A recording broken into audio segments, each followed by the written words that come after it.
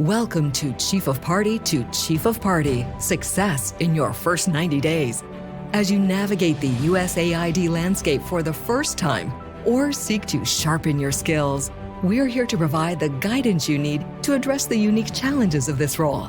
Host Donna Vincent Roa, an experienced Chief of Party, will inform and inspire your journey.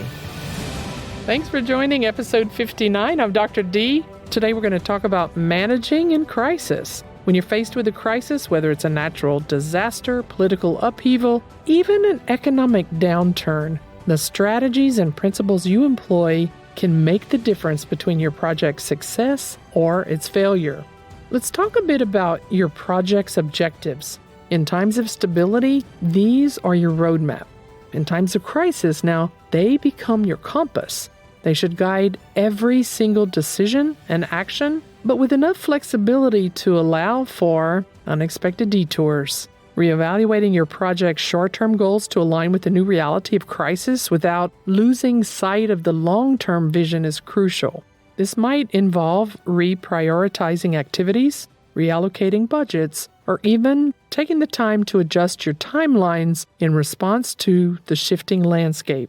Second, you need to consider your resources. A crisis can disrupt even the best laid plans, making it imperative to have contingency strategies in place. This includes maintaining a diverse portfolio of funding sources to buffer against those financial shocks, and then establishing relationships with multiple suppliers to prevent bottlenecks in your supply chain. Effective resource management also means that we, as a chief of party, have to be resourceful. We have to find new ways to maximize what we have and then identify any untapped resources that we can mobilize.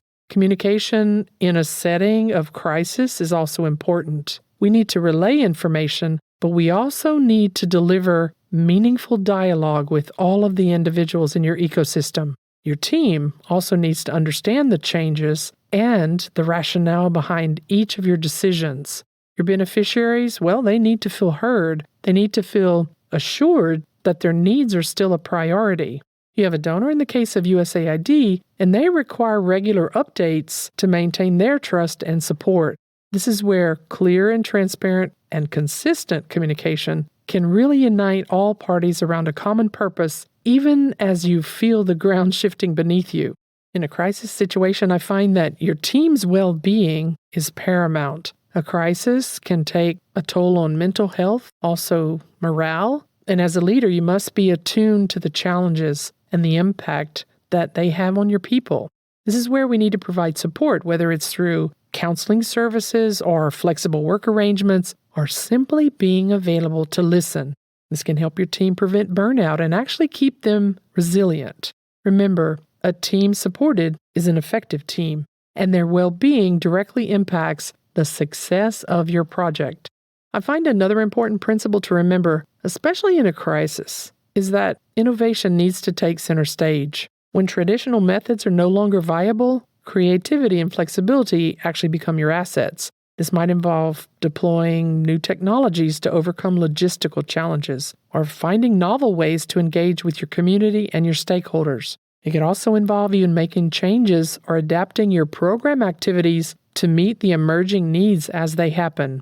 Innovation is about using new tools. It's also about thinking differently and being willing to take calculated risks. Strong partnerships can certainly be a lifeline in a crisis. Building and maintaining those relationships before a crisis with your local and international organizations or your government entities or other important stakeholders, having a relationship with all of these individuals can create a support network that can enhance your project's resilience.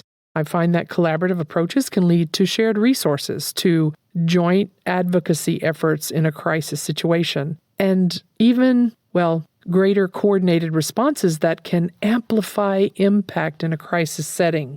Every crisis presents an opportunity to learn and to grow.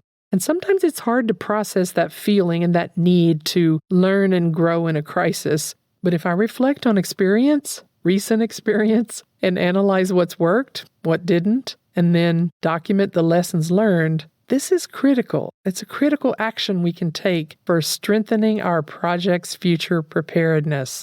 This kind of reflective practice not only improves your project management capabilities, but it also contributes to the broader field of international development and humanitarian assistance. The hallmark of an exceptional leader in our field is the ability to guide a project through crises with strategic adaptations that ensure continued impact. It's about staying true to our mission while also being flexible enough to adjust to all the new realities on the ground. Your leadership during a crisis can demonstrate resilience. I've seen it where our leadership can inspire innovation, and I've seen it time and again where crises can forge stronger partnerships. All of this ultimately leads to a more robust and impactful project. Thanks so much for listening today. I'm Dr. Donna Vincent Roa. Hope you have a great week. Thank you for tuning in to Chief of Party to Chief of Party, Success in Your First 90 Days, your go-to source for insightful, actionable guidance that can shape the success of your project. Let's continue to drive change and create impact, one USAID-funded project at a time.